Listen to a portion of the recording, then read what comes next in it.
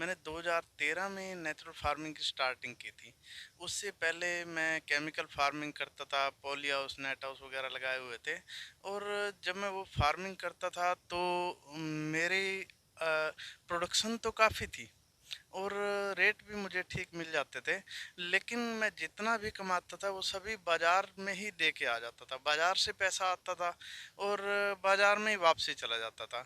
एक ही बार जब हम इसके पेस्टिसाइड के तो एक किस्म से होलसेल के परचेजर बन गए थे उनके।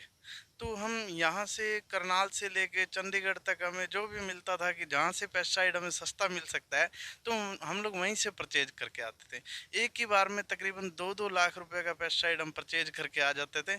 और सुबह स्प्रे करो, शाम को स्प्रे करो, इतना जहर डालो। तो दिन ब दिन खर्चा जो है वो दिन ब दिन बढ़ता जा रहा था और प्रोडक्शन होने के बावजूद भी जेब में कुछ आ नहीं रहा था। तो लगा कि इस खर्चे से कैसे जो है कंट्रोल किया जाए। तो धीरे धीरे इस बारे में पढ़ते पढ़ते नेट से फिर नेचुरल फार्मिंग के बारे में जब देखा तो लगा कि इस तरह से हो सकता है।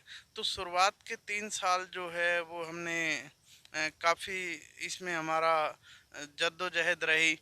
काफ़ी कोशिश करने के बावजूद भी प्रोडक्शन आ नहीं रही थी। तो शुरुआत में जो है हमें भी उतना ज्ञान नहीं था इस बारे में, क्योंकि जहाँ भी हम जाते थे अपने देश में एक विडंबना है ये, जितने भी सिखाने वाले हैं तो किसी को भी आप मेल करो, व्हाट्सएप करो, तो कोई शायद हो सकता है 6 महीने तक अगला देखे ही ना।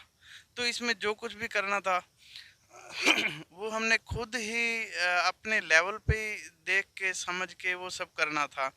और जहाँ तक पेस्टिसाइड वाली खेती की बात है तो वो जो लोग यूनिवर्सिटीज हैं, हमारी साइंटिस्ट हैं, वो सिखाते हैं।